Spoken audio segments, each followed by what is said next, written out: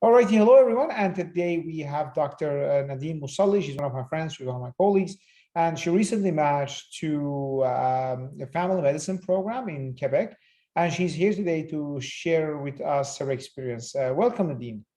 Hi, Dr. Roupen. Hi, thank you very much for having me today. It's really my pleasure, and hope this video with all its simple words can help lots of my colleagues, the IMGs, who are going through their process and their journey till the match day, the big day. Thank you for having me today. Oh my God, thank you for sharing your experience. So without further delay, can you tell me a bit about your background, your experience? Where did you do your medical school, and when did you come to Canada? Yes, I'm from Aleppo, Syria. I did my medical school in University of Aleppo. I arrived to Canada in April 2018. There was the war in my home country that we live it, both of us, we live it, and I was obligated to flee the war. Finally, I'm there, I'm here, and I matched even after lots of work and difficult moments that I lived in my home country in the middle of the war. All righty. So when you arrived here in 2018, can you tell me a bit about what did you do first? Like, how did you approach the process? Did you do an exam first, observership first? Like, what did you do? Yes, Roupen. Since my arrival to Canada, I was focusing on doing my equivalence, doing the exams. So at that time in 2018, there was an exam which is called the evaluation, the MCCEE. I passed it in the last session of it in November 2018. Because why I passed it, even it will be it will be cancelled. I passed it because there is a way which is one of the two ways to get into the system, the medical system in Quebec, which is, we call it the externa. The externa is to enter the med school from the third year, which is, this is the way of my sister.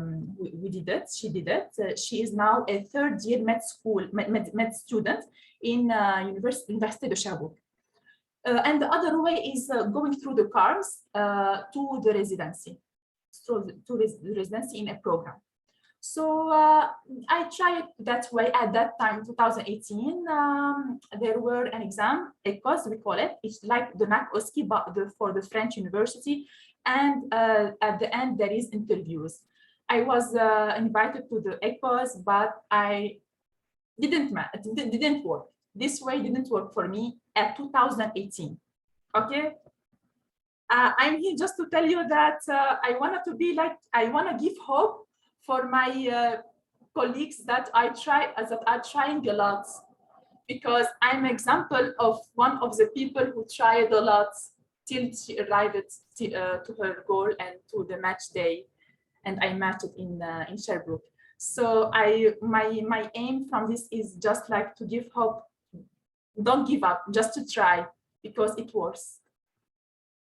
Okay, so after you did your EE exam, yes, what other exams did you try to do? Did you do like the OSCE exam or the QE1 exam? Yes. So after that, I didn't get into the external at that time, 2018.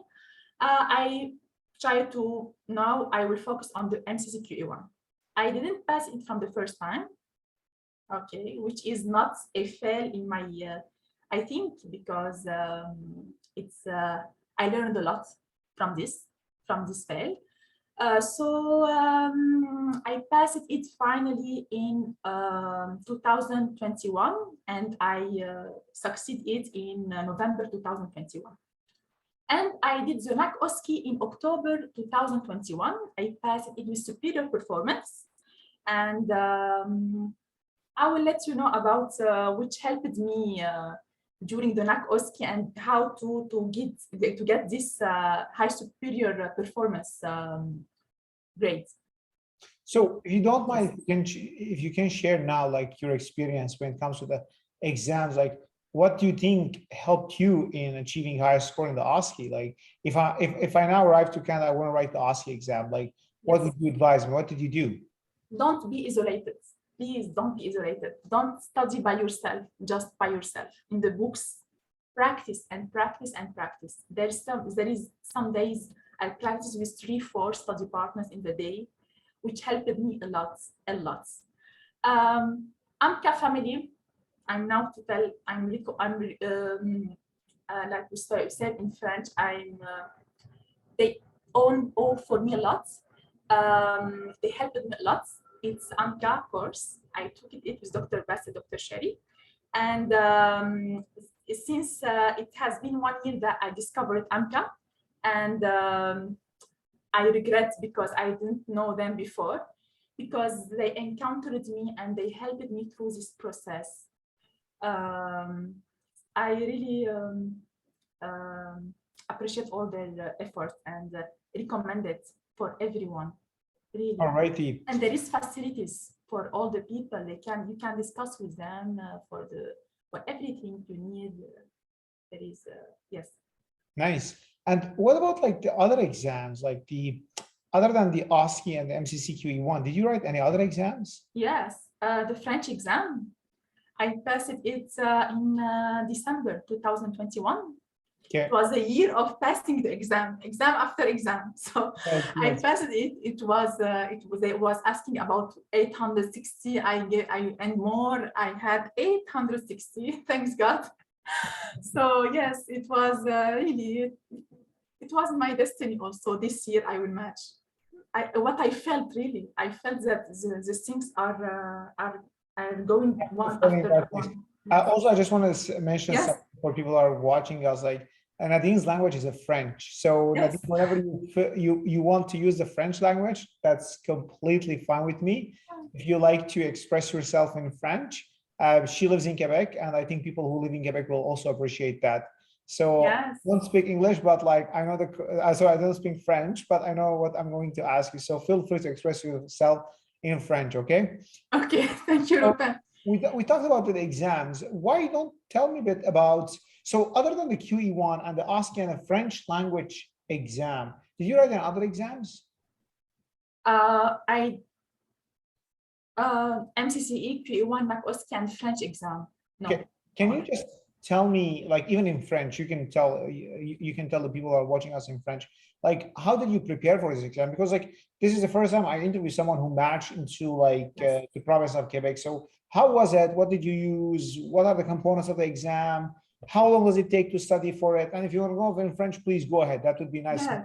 I'll speak because there is lots of, I'll speak French and English. Okay. Go ahead. Yeah. Okay.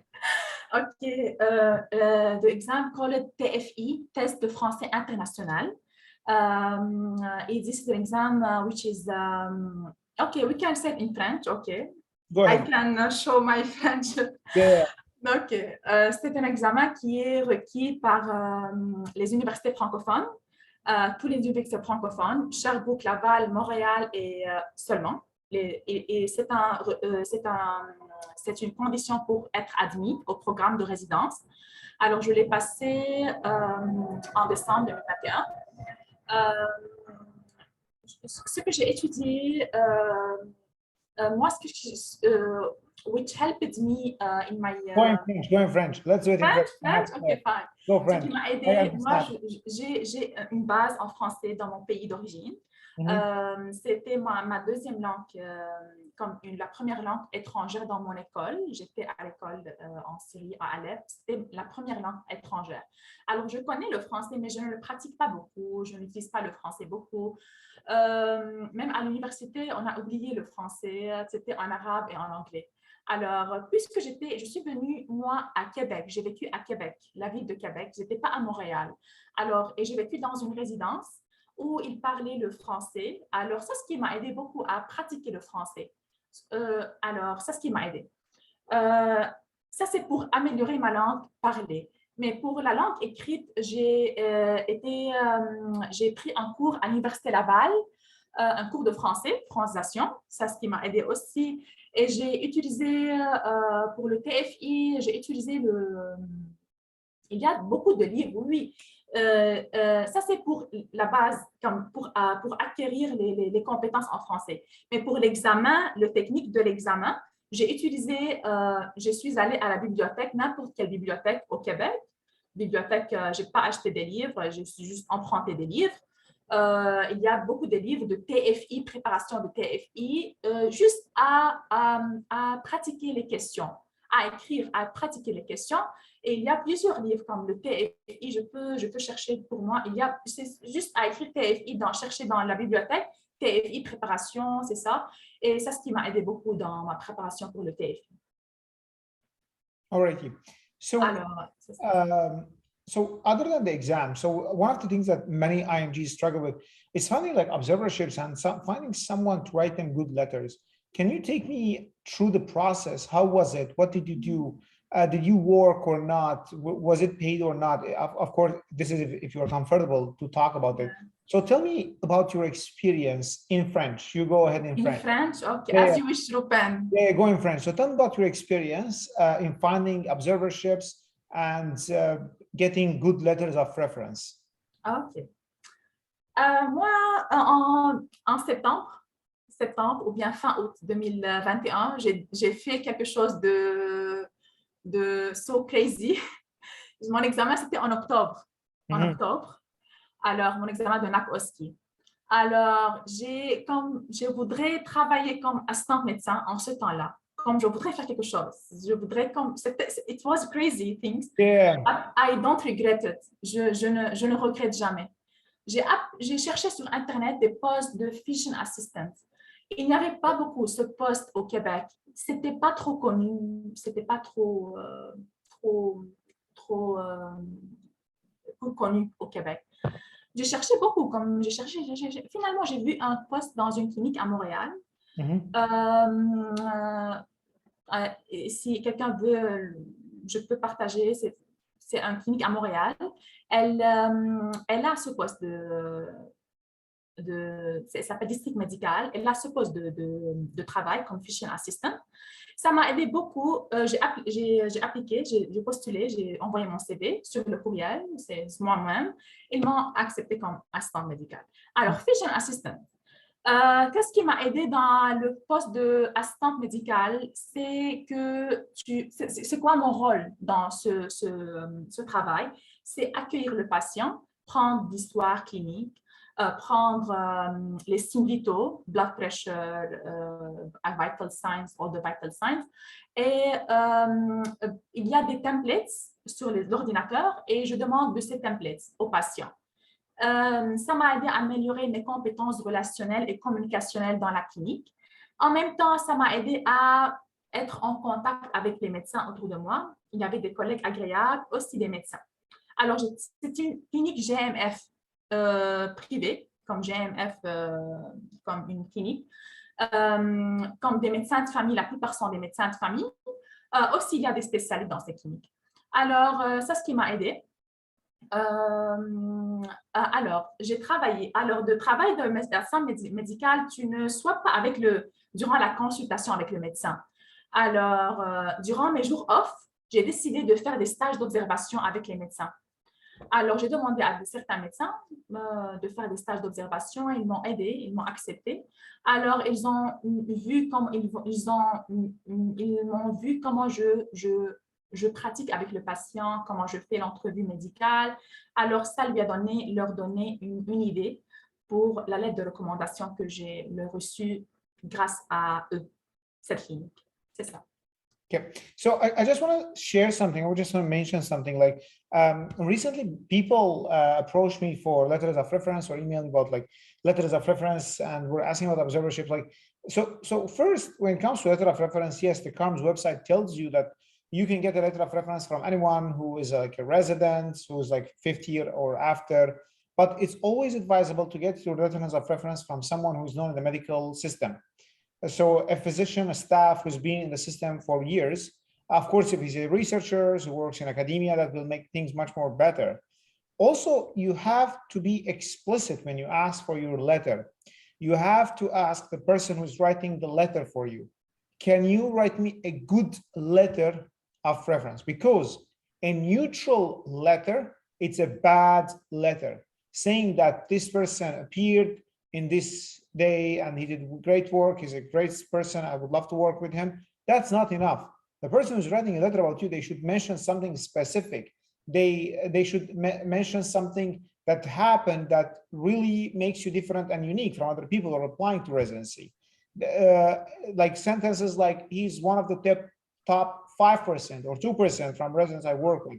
Like, I remember an instance who, like, where he saw this patient and figured this out and this happened or that. Like, it's neutral letter, it's a bad letter. So people who are looking for letters of reference, make sure to ask the person who's doing the letter for you, like, you need to ask them to write you a good letter.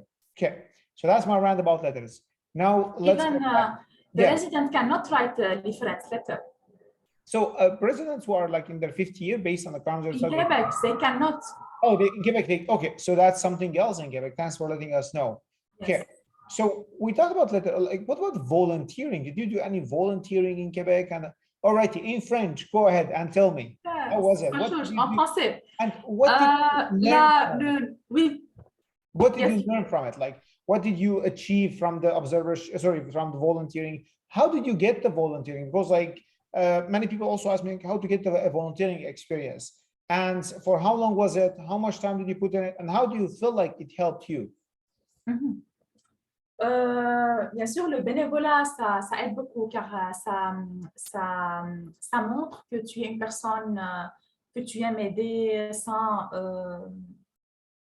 retour, que tu es une personne, ça t'aide à entrer dans le système, à comprendre, à être en contact avec les patients.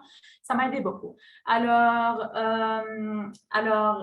un petit peu dans mon CV, j'ai inclus les bénévolats que j'ai fait dans mon pays d'origine. Puis au Québec, depuis mon arrivée, puisque j'étais dans cette résidence, j'ai fait de bénévolat là-bas. Comme moi, je suis sûre que n'importe quelle personne ici au Québec, il a des contacts. There is contact. Il a des contacts autour de lui. On peut faire du bénévolat. J'ai commencé à faire du bénévolat comme dans mon milieu. C'est pas clinique. Mais après, dans le milieu clinique, je fais du bénévolat dans l'hôpital sur CHUL, Centre hospitalier de l'Université Laval. Comment j'ai pu faire le bénévolat là-bas? Je me souviens, j'ai envoyé un courriel, mais c'était le COVID. Alors, ils en ont besoin beaucoup dans ce temps-là. J'imagine que jusqu'à présent, ils en ont besoin. Ils en ont besoin des bénévoles. Alors, c'était mon rôle, le bénévole à l'accueil. J'accueille le patient, j'oriente vers le bon département. En fauteuil roulant, je le déplace, comme je l'accompagne vers son rendez-vous. C'était comme à l'accueil principal. Ça m'a aidé. Ça va vous aider à connaître, peut-être être dans l'hôpital, connaître des médecins. Moi, de ma part, je n'étais pas dans cette étape que j'ai connu les médecins dans ce temps-là, non. Mais ça va vous aider d'intégrer l'hôpital, la clinique, faire des connexions, des connections. Alors, moi, j'ai postulé par courriel et ils m'ont accepté. Par courriel, j'ai envoyé mon candidature. C'est juste sur le site du bénévolat de CHUL, CHUM, CHUS, de Sherbrooke, ça dépend de l'université. Je l'ai fait à l'Université Laval, c'est ça. Et il y a la partie de bénévole, il y a comme faire une demande pour être bénévole et c'est ça. C'est ce qui m'a aidé à plus améliorer mes compétences relationnelles et communicationnelles. Ça m'a aidé à moi aussi, j'ai travaillé comme interprète communautaire. I was translator dans les cliniques. Pas spécialement dans les cliniques, mais j'ai travaillé comme interprète communautaire au Centre multi-ethnique de Québec. Ça m'a aidé à plus à améliorer ma langue, à connaître le système. J'ai travaillé beaucoup, mais c'est ça. Petit à petit, j'ai pu finalement être dans cette clinique et avoir ce contact. All righty. So we talked about the volunteering, we talked about the exams. I think we did not cover the research. So did you do any research? Did you have publications? Lots of people, when you apply to CaRMS, they have this big fear of research. So can you tell me about your experience when it comes to research? Research, you ask the I feel the area of I wanted to explore it when I'll be in the residency, because my research, it was like in my I don't have experience of research I didn't have in Canada. Yeah. Roupen. I have it from my country, like in my like in the thesis and this, all you know this.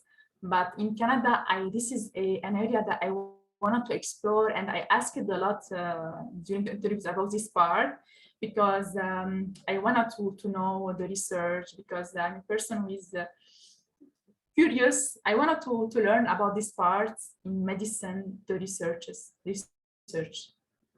Which is like, so I don't have experience. I am honest. No, thank you for sharing that, because when I applied to residency, I did not have an experience as well. Like my experience in research was very superficial. I just like learned to residency and engaging myself in different projects.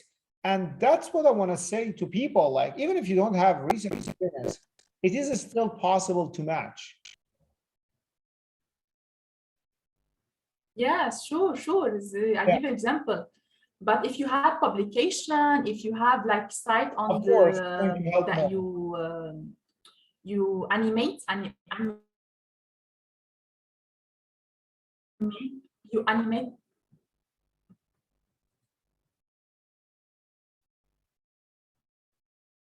Yeah, I think we're having some connection issues, but that's fine. Alrighty, so yes, Roupen, I'm with you. Sorry, yeah, from my part. No worries. No worries.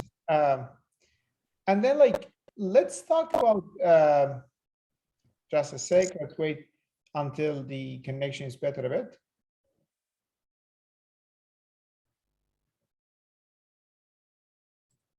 Alrighty, so let's talk about the interviews and CaRMS. How was it? How did you approach your interviews? And how did you prepare? Can you tell a bit about your experience?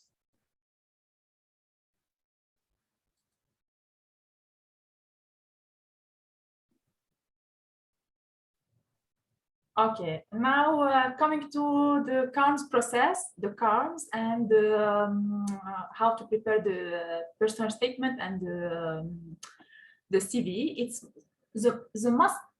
the most important thing is to read well the description of programs on the site of the CaRMS. And even you can enter in each program in their site and search what they want, what they are looking for.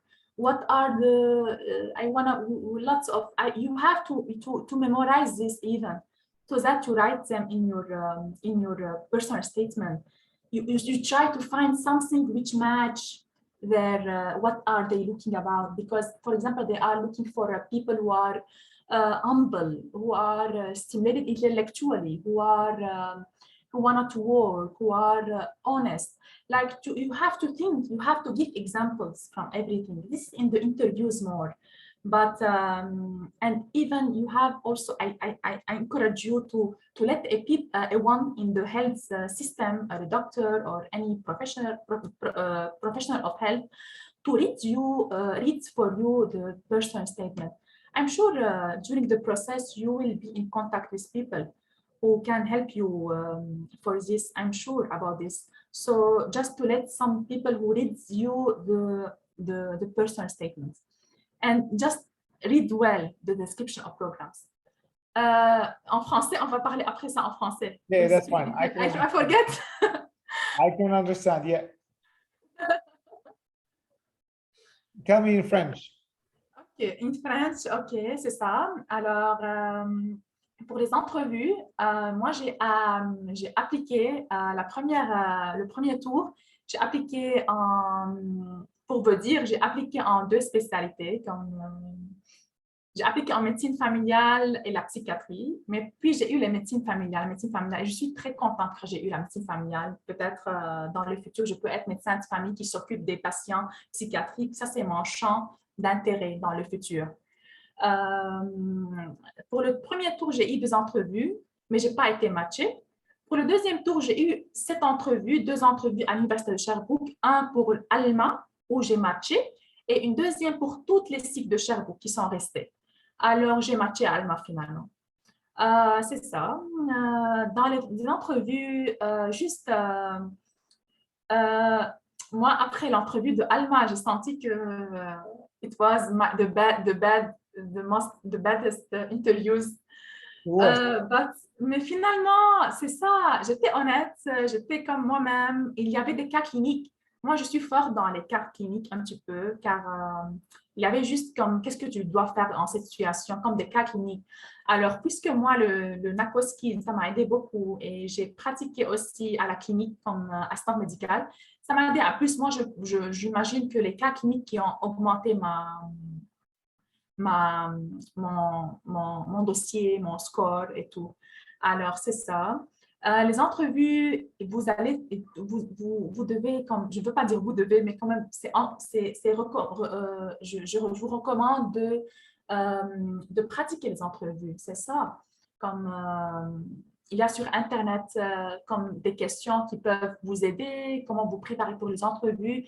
Il y avait même sur le site de McGill des entrevues, des sites, de chaque site de McGill. Il faut que vous le voyez, ces entrevues, les entrevues.